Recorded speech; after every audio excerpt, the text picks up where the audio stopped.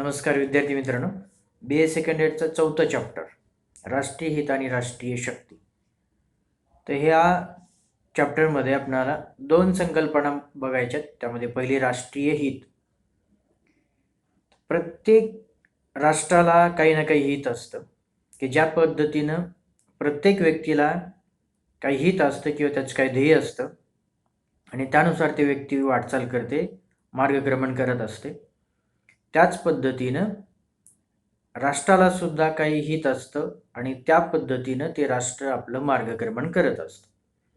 ती एक सैद्धांतिक अशा पद्धतीची एक संकल्पना आपल्याला बघायची आहे. तर त्यामध्ये नेमकं राष्ट्राला काय हित असतात, ते हितसंबंध कशाच्या आधारावर राष्ट्र ठरवतं आणि त्याचा सिद्ध करण्याचे मार्ग काय असतात, ते एकंदरीत चर्चा या संकल्पनेमध्ये करायची. त्याच्या अर्थ आणि त्याचे घटक किंवा आधार हे आपल्याला बघायचे आणि त्यासोबत प्रकार पण आहेत हितसंबंधाचे, तेही यामध्ये आपल्याला बघायचे. तर नेमकं राष्ट्रीय हित म्हणजे काय, की अशा कोणत्या बाबी ज्या राष्ट्रासमोर असतात की त्या राष्ट्राला साध्य करायचे असतात. म्हणजे एकंदरच व्यक्तीप्रमाणेच राष्ट्राला पण काही ध्येय असतात आणि ते ध्येय साध्य करण्यासाठी राष्ट्र प्रयत्न करतात. मग ते ध्येय नेमके कशा पद्धतीचे असतात हा मुद्दा आहे. तर काही विचारवंताच्या व्याख्या आपल्याला बघता येतील. एक प्रातिनिधिक स्वरूपामध्ये 3 ते 4 व्याख्या आपल्याला बघता येतील. याच व्याख्या फायनल आहेत असं नाही. तर ह्या प्रतिकात्मक स्वरूपाच्या की एक सारांश रूपानं एका व्याख्यामधून पूर्ण अर्थ समजून येणार नाही. या दृष्टिकोनातून 3-4 व्याख्यान बघितल्यानंतर त्याचा एक सारांश आपल्यासमोर लक्षात येईल. या दृष्टिकोनातून आपण काही व्याख्या बघणार आहोत. तर त्यामध्ये पहिली व्याख्या आहे चार्ल्स लर्च यांची. चार्ल्स लर्चच्या विचारवंताच्या मते सर्वसाधारण आणि लांब पल्ल्याची जी ध्येय असतात ती ध्येय साध्य करण्यासाठी सरकार ज्या राजकीय कृती करतं त्या कृती म्हणजेच राष्ट्रीय हितसंबंध असतात.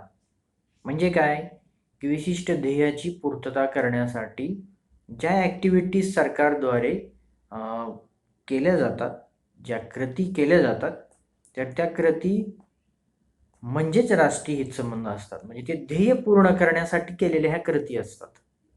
म्हणजे त्या ॲक्टिव्हिटी म्हणजेच राष्ट्रीय हित होय. तशीच एक जोसेफ फ्रँकेल यांची पण व्याख्या अशीच आहे.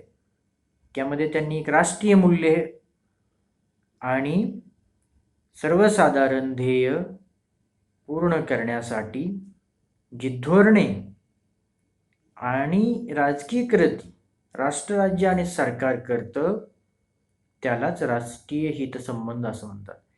तर चार्ल्स लर्चच्या व्याख्यापेक्षा वेगळं इथं एक गोष्ट मांडली, ती म्हणजे राष्ट्रीय मूल्ये. आणि फक्त लर्चनं राजकीय कृती सांगितल्या होत्या.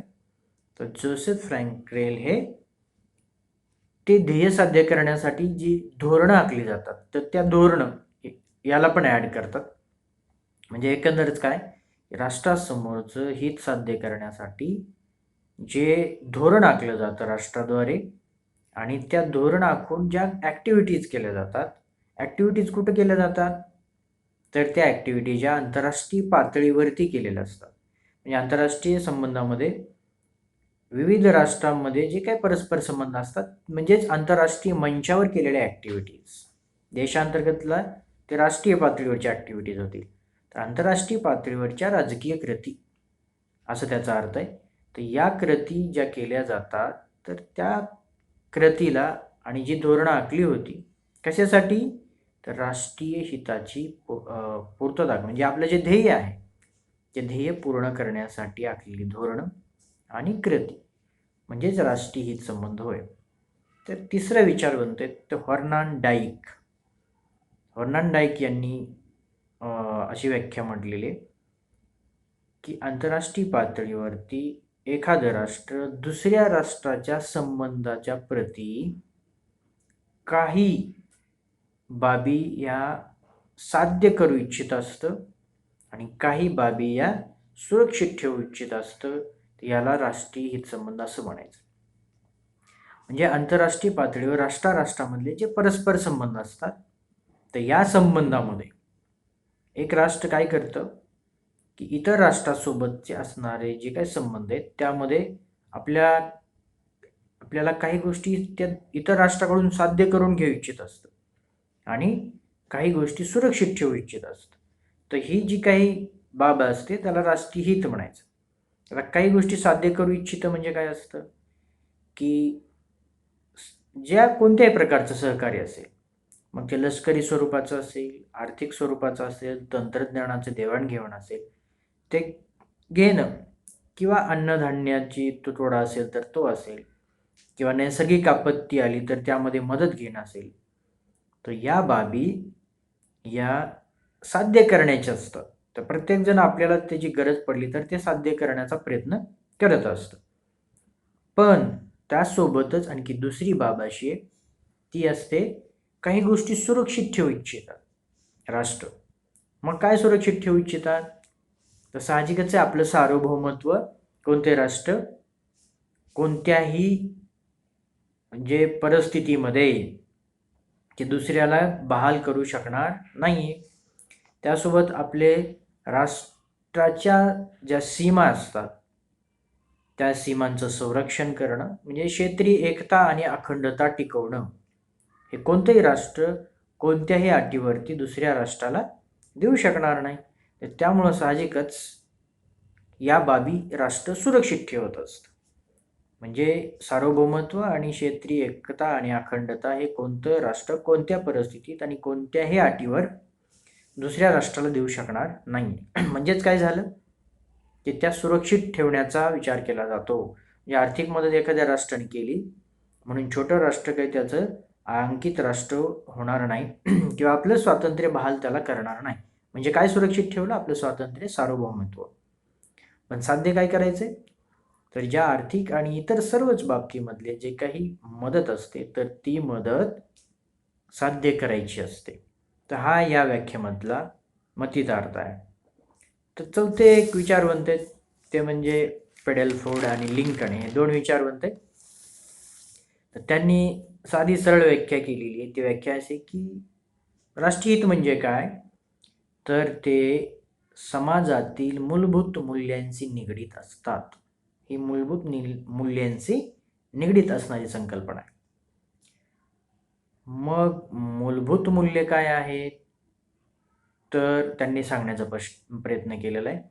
त्यामध्ये क्षेत्रीय एकता आणि अखंडता आणि जीवन पद्धती, त्यानंतर राष्ट्रातली एकंदरच कल्याण, जे राष्ट्राचं विकास, तर या एक कॉमन बाबी म्हणजे जे आपण ऑनन डायकने सांगितल्या त्यामध्ये जे सुरक्षित ठेवू इच्छितोय तर त्यामध्ये ज्या बाबी इन्क्लूड होतात तर त्या बाबी यामध्ये सांगितलेल्या आहेत.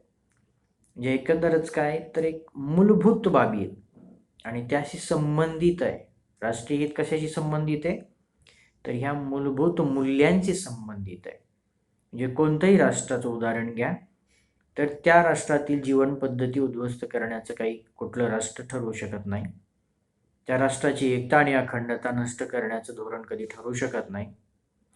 आणि एकंदरच त्या राष्ट्राचा विकास त्या मूलभूत बाबी आणि या साध्य करण्याचा प्रयत्न होत असतो हे पण आपण बघितले. तेव्हा साधारणपणे या चार व्याख्याच्या आधारे आपल्याला एक गोष्ट लक्षात येते की सारांश रूपानं की ही एक जुनी संकल्पना आहे. राष्ट्रीय हित काही लेटेस्ट अशी संकल्पना नाही. राष्ट्राच्या निर्मितीबरोबरच याची निर्मिती झालेली आहे. तेव्हा ही जुनी असली तरी एक व्यापक पण आहे. म्हणजे इथं फक्त विशिष्ट बाबींचा संबंध येतो असं नाही. तर इथं अनेक बाबींचा संबंध येतो. त्यामुळे ती जुनी आहे आणि व्यापक अशी संकल्पना आहे. त्यासोबत ही काही बाबींशी निगडीत अशी संकल्पना आहे. ते म्हणजे एकंदरच क्षेत्रीय एकता, अखंडता, सार्वभौमत्व याशी संबंधित आहे.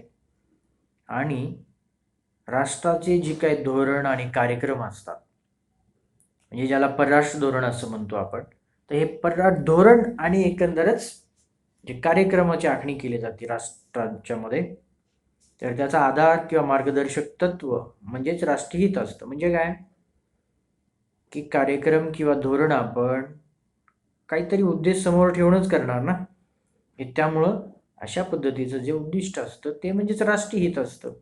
म्हणजे त्या देशाच्या राष्ट्रीय हिताशी निगडीतच कोणतंही धोरण आणि कार्यक्रम असतो. तेव्हा अशा पद्धतीचं या धोरणाला आणि कार्यक्रमाचं मार्गदर्शक तत्व म्हणून राष्ट्रीय हित असतं. कारण कोणतेही राष्ट्र आपल्या हितसंबंधाचा विचार करूनच आपलं धोरण आखत असतं. तेव्हा एक सारांश रूपानं आपल्याला ही राष्ट्रीय हित, नॅशनल इंटरेस्ट ही संकल्पना काय आहे ही व्याख्यामधून आपल्याला समजून घेता येते. यासोबतच आणखी अधिक सखोल पद्धतीनं जर याचा अभ्यास करायचा झाला तर काही वैशिष्ट्याच्या माध्यमातून आपण अभ्यास करूया. तर राष्ट्रीय हित या संकल्पनेसंदर्भातली वैशिष्ट्ये म्हणजे या संकल्पनेची वैशिष्ट्ये आपल्याला बघायची.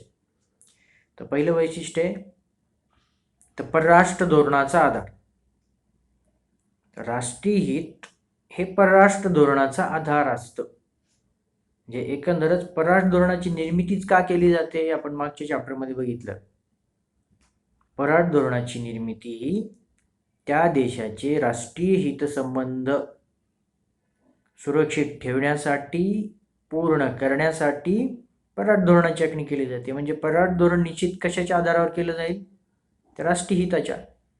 म्हणजेच राष्ट्रीय हिताची पूर्तता करण्याचं साधन म्हणजे परराष्ट्र धोरण असतं. परस्पर संबंध आहे बरोबर. म्हणजे परराष्ट्र धोरण कशासाठी आहे तर राष्ट्रीय हिताची पूर्तता करण्यासाठी. आणि राष्ट्रीय हिताची पूर्तता करायची तर कुठली तरी साधन वापरावं लागेल.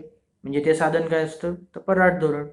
म्हणजेच काय राष्ट्रीय हिताची पूर्तता करण्याचं ज्यामध्ये निश्चित केले असते ते असतं परराष्ट्र धोरण. म्हणजेच परराष्ट्र धोरणाचा आधार हे राष्ट्रीय हित असतात हे यातून आपल्याला दिसतं. तर दुसरा मुद्दा आहे राष्ट्रीय हित हे आदर्शवादावर नव्हे तर वास्तव पद्धतीनं निश्चित झाली पाहिजेत. राष्ट्रीय हित आहे तर ते कधीही कोणतंही राष्ट्र आदर्श पद्धतीनं निश्चित करत नसतं, तर ती वास्तव पद्धतीनं निश्चित करत असतात. म्हणजे कोणत्याही राष्ट्र कुठल्याही आंतरराष्ट्रीय एखाद्या तत्वज्ञान आणि सिद्धांतावर आधारित जर एखाद्या राष्ट्राने राष्ट्रीय हिताची निश्चिती केली तर ते वास्तवामध्ये येईल का नाही येणार. कारण वास्तव परिस्थिती काय आहे याचं भान ठेवूनच प्रत्येक राष्ट्र आपल्या राष्ट्राच्या हिताची निश्चिती करत असतं. सपोज जर नाही केली तर त्या राष्ट्राचं ते राष्ट्रीय हित साध्य होऊ शकणार नाही हे आपल्याला दिसून येईल. म्हणजे एकंदरच निश्चिती करायची आहे म्हणजे कशाच्या आधारावर करायला पाहिजे तर वास्तव पद्धतीशी निगडीत असली पाहिजे. म्हणजे प्रत्येक राष्ट्र हे राष्ट्रीय हिताची निश्चिती हे आदर्श पद्धतीनं करत नसतं तर ते वास्तव पद्धतीनं निश्चित करत असतं. आणि जर नाही केलं तर ते साध्य होणार नाही. त्यामुळे राष्ट्रीय हित हे वास्तविकतेशी निगडीत असतं. कुठल्याही आंतरराष्ट्रीय अशा उदार किंवा मूल्यांच्या आधारावर निश्चित करू शकत नाही. आणि ते जर केलं तर त्याची जी काही प्राप्ती आहे ती होऊ शकणार नाही. ठीक आहे. तिसरा मुद्दा राष्ट्रीय हित हे राष्ट्राच्या क्षमतेशी प्रमाणबद्ध असतात. म्हणजे काय एका राष्ट्राचं हित जे आहे ते दुसऱ्याचं असेल असं नाही. का कारण त्याची क्षमता त्या राष्ट्रा एवढी असेल असं नाही किंवा त्या राष्ट्रासारखीच ती आहे असं नाही. म्हणजे प्रत्येक राष्ट्रीय हित प्रत्येक देशाला असणार आहे बरोबर. पण याचा अर्थ असा नाही आहे की ते प्रत्येक राष्ट्राचे समान आहे. म्हणजे काही बाबी जरी समान असल्या तरी प्रत्येक बाबीमध्ये प्रत्येक राष्ट्रामध्ये वेगळेपण असणार आहे. त्याचं कारण काय असणार आहे तर ती त्याची क्षमता. हे साहजिक आहे एखादा राष्ट्र आपले राष्ट्रीय हित निश्चित करणार आहे. मग काय निश्चित करायची तर त्याची पूर्तता होण्याची किंवा करण्याची जी कॅपॅसिटी आहे तर ती कॅपॅसिटी आहे का.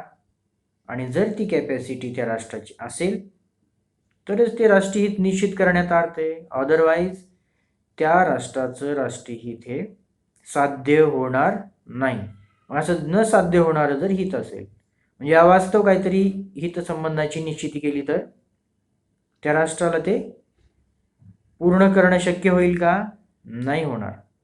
म्हणून अशा पद्धतीचं हित राष्ट्र निश्चित करत असतं की जे आपली कॅपॅसिटी आहे तेच.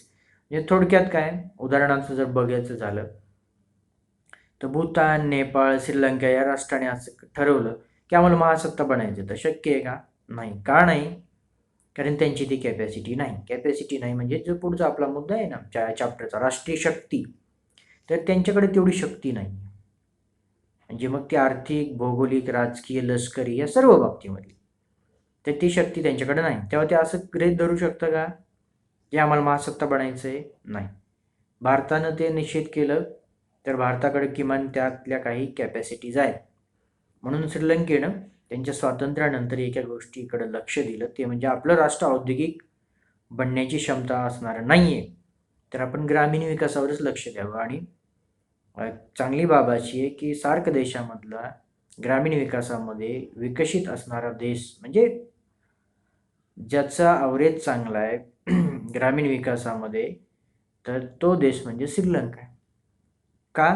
कारण त्यांनी त्यांचं हित काय आहे, आपली कॅपॅसिटी काय आहे, त्यानुसार आपण हित ठरवलं पाहिजे. तेव्हा त्यांनी एक मोठं औद्योगिक राष्ट्र आपलं देश बनेल असं शक्य नाही आहे हे ओळखून घेतलं आणि त्यांनी त्यानुसार शेती आणि ग्रामीण विकासाकडं लक्ष दिलं. तर त्याचा परिणाम त्यांनी ते बऱ्यापैकी साध्य केले असं आपल्याला दिसून येईल. तर अशी ज्या राष्ट्राची जी कॅपॅसिटी आहे तसंच ते राष्ट्र राष्ट्रीय हिताची निश्चिती करत असतं. त्यामुळे राष्ट्रीय हित हे त्या राष्ट्रांच्या क्षमतेशी प्रमाणबद्ध असतात. क्षमताच नसेल तर राष्ट्रीय हित निश्चित करूनही फायदा होणार नाही आहे. ठीक आहे. त्यानंतर राष्ट्रीय हित हे परिवर्तनीय असतं. म्हणजे आता राष्ट्रीय हित एखाद्या राष्ट्राचं आहे ते निश्चित केलं, पण बदलत्या परिस्थितीप्रमाणे गरजा बदलत असतात आणि त्या बदललेल्या गरजा पूर्ण करण्यासाठी वेगळं राष्ट्रीय हित निश्चित करावं लागतं.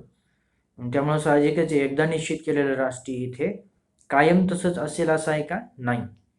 का नाही?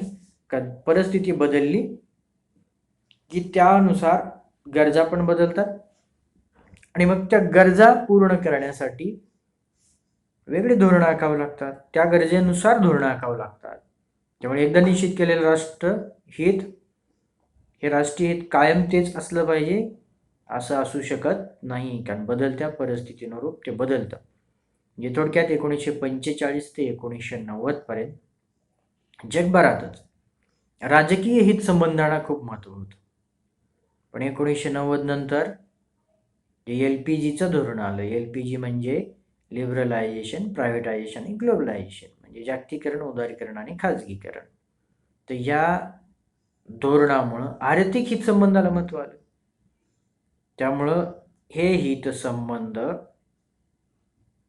कसे प्रस्थापित करता येतील आणि साध्य करता येतील याकडे राष्ट्रांचं लक्ष लागलं. त्यामुळे 90 नंतर प्रत्येक राष्ट्रानं आपल्या जगाची परिस्थिती काय बदललेली हे लक्षात घेऊन आर्थिक हितसंबंधाला प्रायोरिटी दिली. म्हणजे जे थोडक्यात जे अमेरिका आणि रशिया एकमेकांच्या विरुद्ध होते ते आता एकत्र व्यापार करतात. भारत आणि चायना 62ला जरी संघर्ष झाला तर 88 आणि 90 पासून ते आता आर्थिक बाबीमध्ये जवळ यायला लागलेले आहेत. त्यामुळं आपला सर्वात कट्टर शत्रू जरी चायना असला तरी चायनाच्याही लक्षात आहे की जगातली मोठी बाजारपेठ आपल्या ताब्यात असली पाहिजे. त्यामुळे राजकीय संघर्ष ही 90च्या अगोदरची गरज होती. आता 90 नंतर आर्थिक हितसंबंध जपणं ही गरज आहे. त्यामुळे त्यांचे पंतप्रधान जर भारतात आले तर ते मुंबईला अगोदर येतात आणि मग दिल्लीला जातात. याचा अर्थ काय? ते आर्थिक हितसंबंध जपायचे, कारण आर्थिक राजधानीमध्ये ते येत आहे. आणि मग राजकीय जे मुद्दे ते आपण दिल्लीत बसून सोडूया, पण आर्थिक हितसंबंध मुंबईमध्ये बसून आपण सोडूया. बरोबर. तेव्हा ही बदलत्या काळानुसार बदललेले हितसंबंध अशा पद्धतीने असतात. तसंच चायना आणि अमेरिकेचं पण आहे. शीतयुद्धामध्ये सुरुवातीला जेव्हा साम्यवादी क्रांती झाली तेव्हा अमेरिकेचा तो पराभव होता, कारण अमेरिकेनं चांग काय शेक यांच्या नेतृत्वाखाली लोकशाही प्रस्थापित व्हावी चायनामध्ये यासाठी प्रयत्न केला होता. म्हणजे चांग काय शेकला अप्रत्यक्ष मदत केलेली होती आणि त्यातून त्यांचा साध्य झाले नाही तर हेतू. म्हणून चायनाच्या सदस्यत्व किंवा चायना एक राष्ट्र यालाच मान्यता देत नव्हता अमेरिका. नंतर रशिया आणि चायनाचा जेव्हा संघर्ष झाला तेव्हा हेनरी किसिंजर यांना तत्कालीन अध्यक्ष निक्सन यांच्या असं लक्षात आणून दिलं, तर म्हणजे हेनरी किसिंजर हे एक परराष्ट्र सचिव होते अमेरिकेचे, की त्या आणि एक श्रेष्ठ आधुनिक कालखंडामधले एक यशस्वी असे राजदूत मानले जातात. तर त्यांनी लक्षात आणून दिलं की रशियाला जर आपण नामोहरम करायचं असेल तर चायनाशी जवळचे संबंध निर्माण केले पाहिजे. त्यानुसार 70च्या दशकामध्ये अमेरिका आणि चायनाचे संबंध वाढले. पण आता 90 नंतर जेव्हा रशिया कोलॅप्स झाला आणि दुसरी एक स्पर्धा करणारी शक्ती म्हणून चायना पुढं आलं, तेव्हा आता अमेरिका आणि चायनाचे संबंध पुन्हा बिघडलेले आहेत. म्हणजे परिस्थिती बदलली की त्यानुसार हितसंबंध बदलत असतात आणि राष्ट्र त्याची त्या पद्धतीनं निश्चित करत असते. त्यामुळे एकच हितसंबंध आहे आणि ते कायम आहे असं होत नसतं. त्यामुळं बदलत्या परिस्थितीनुसार राष्ट्रीय हितसंबंध हे बदलत असतात. हे एक वैशिष्ट्य आपल्याला दिसतं. 5वा मुद्दा आहे की राष्ट्रीय हित हे राष्ट्रीय सुरक्षिततेशी निगडीत असतात. आपण बघितलं की कोणत्याही देशाची एकता आणि अखंडता हे टिकवणं प्रत्येक राष्ट्राचं कार्य. तर हे सर्व राष्ट्रांच्या बाबत असतं, परंतु आजच्या धक्काधक्कीच्या युद्धसज्ज आणि अण्वस्त्र संपन्न जगामध्ये छोट्या राष्ट्रांच्या बाबत हे महत्त्वाचं आहे. त्याचं कारण असं, कारण छोट्या राष्ट्राचा वरती कोणीही आक्रमण करून त्यांना ताब्यात घेऊ शकतं. म्हणजे 1990ला इराकनं कुवेतवरती आक्रमण केलं आणि 4 तासामध्ये कुवेतचं अस्तित्व संपवून टाकलं. तेव्हा अशा छोट्या राष्ट्रांना आपलं अस्तित्व टिकवणं हेच महत्त्वाचं असतं. त्यामुळं त्यांचं बाकी हितसंबंध त्यांना नसतात असा अर्थ नाही, पण राष्ट्रीय सुरक्षितता, कारण छोटे राष्ट्र असल्यामुळे कोणतंही एखादं राष्ट्र कधी आक्रमण करून त्यांचं अस्तित्व नष्ट करू शकतं. तेव्हा अस्तित्वच नसेल तर बाकी काय अर्थ उरणार आहे का? नाही. तर त्यामुळं हे छोट्या राष्ट्रांच्या दृष्टिकोनातून महत्त्वाचं आहे.